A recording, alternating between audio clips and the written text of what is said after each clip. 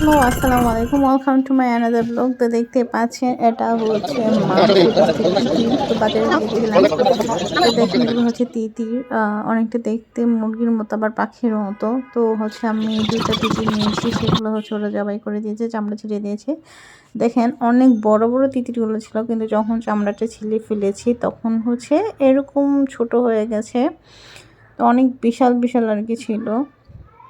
তো দেখেন দেখে একদম পুরাটাই হচ্ছে মুরগির মতো দেখতে, একদম পুরা শেপ মুরগির মতো। তো এখন হচ্ছে এগুলো হচ্ছে আমি কাটাকাটি করব। তো হচ্ছে দেখেন আমি কাটতে বসেছি। এত শক্ত, আল্লাহ! আমি মনে করেছিলাম নর্মাল মুরগির মতো, সেই জন্য বাসায় এসে কাটতে পারবো, কিন্তু আসলে এটা খুবই কঠিন ছিল কাটাটা। মানে প্রায় ১ ঘন্টা ধরে মনে হয় আমি কেটেছি এটা।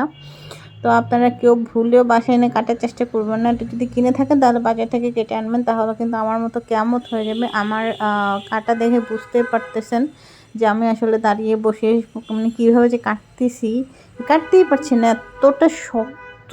মানে অনেক খুবই শক্ত ছিল, খুবই কষ্ট হয়েছে আমার কাটতে।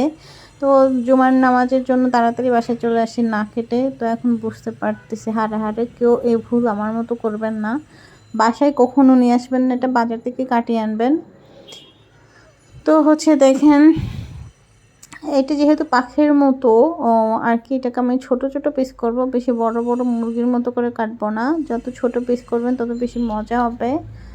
তো আমি হচ্ছে এটা আগে কখনো খাইনি, আজকে প্রথম খাবো আর কি। তো দেখেন এখানে আমার ২টা তিতির পাখিতে এতগুলা মাংস হয়েছে।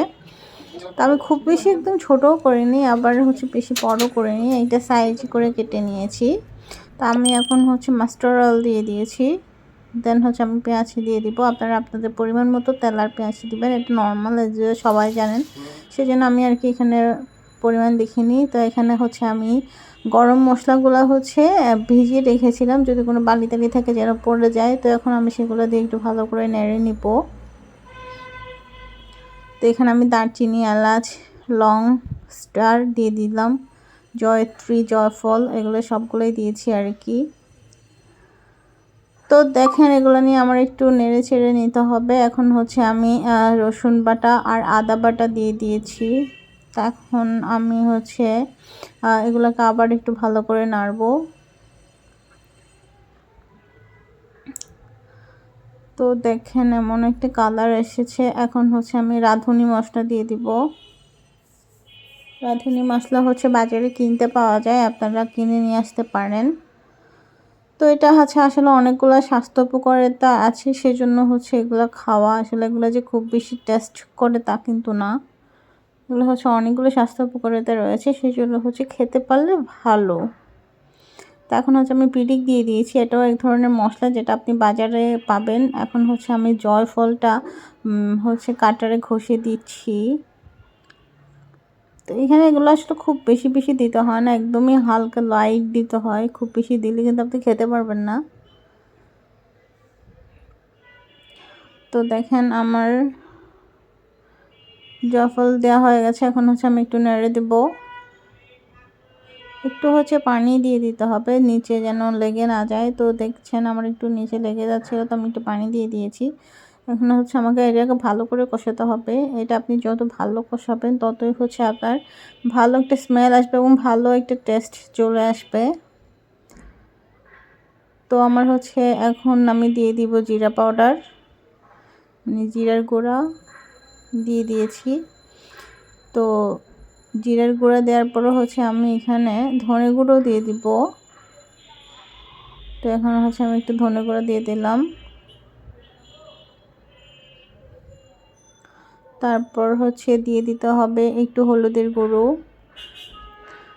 তারপর হচ্ছে দিয়ে দিতে হবে মরিচের গুঁড়ো। সবগুলো মিক্সড করতে হবে। এখন দেখেন কত সুন্দর একটা কালার এসেছে। তো এই যে দেখেন এমন একটা কালার এসেছে, এটা কিন্তু আসলে আমি কোনো এডিট করিনি, এটা কিন্তু রিয়েল কালারই এমন এসেছে। কতটা ইয়াম্মি লাগছে দেখতে, এখনই মনে হচ্ছে খেয়ে ফেলি আর কি। তো এটাকে ভালো করে আমার কষাতে হবে, যত কষাবে তত ভালো হবে। তো এখন আমি এখানে কোন টমেটো কুচি কুচি করে কাটবো, 3টা টমেটো আমি দিয়েছি এখানে আমার 2টা তিতির পাখির জন্য। আপনারা আপনাদের পরিমাণ মতো দিতে পারেন। টমেটো দিলে এটা আসলে একটা অন্যরকম একটা টেস্ট বেড়ে যায় আর কি। তো এই যে আমি হচ্ছে এখানে 2টা তিতির পাখি আমি যে ধুয়ে ফেলেছি, ধুয়ে হচ্ছে যা আছে তাই সবই রান্না করবো। আমি কিছু ফ্রিজে রাখবো না, এই ধরনের মাংসগুলো আসলে ফ্রিজে রাখলে টেস্টেড থাকে না। তো এটা আমি একদম তাজা তাজাই সবগুলো রান্না করব। ফ্রিজে যদি রাখার হয় তাহলে আমি পরে রান্না করে পরে রাখবো, কিন্তু এখন আমি সবগুলো রান্না করে ফেলবো। কিন্তু ফ্রিজে রাখলে একদমই মজা লাগে না। এখন একটু লবণ দিয়ে দিব। তো লবণ দিয়ে আমি হচ্ছে আর একটু ভালোভাবে মেখে নিব। তো দেখেন আমি হচ্ছে এখন একটু দুধ দিয়ে দিয়েছি। তো সামান্য পরিমাণে দিয়ে আমি সব কিছু যেন বেশি মশলা দিয়ে ঘষাঘষি না করি আর কি। তো দেখেন এখানে কাঁচামরিচ দিয়ে দিয়েছি। তো এটাকে হচ্ছে লো আঁচে হচ্ছে রান্না করতে হবে, যেহেতু এটা খুবই শক্ত। তো এটা আস্তে আস্তে করে অনেকক্ষণ ধরে রান্না করতে হবে। যে দেখেন আমার হয়ে গেছে, কতটা ইয়াম্মি কতটা মজা হচ্ছে সেটা আসলে না খেলে বুঝতে পারবেন না। সবাই হচ্ছে রান্না করে খাবেন, আর হচ্ছে আমার রান্নাটা কেমন লেগেছে সবাই অবশ্যই জানাবেন। আমার চ্যানেলটি সাবস্ক্রাইব করে দিবেন। আপনারা সাথে থাকলে নতুন নতুন কিছু করতে আমার ভালো লাগবে। তো সবাই প্লিজ আমার সাথে থাকবেন। আসসালামু আলাইকুম।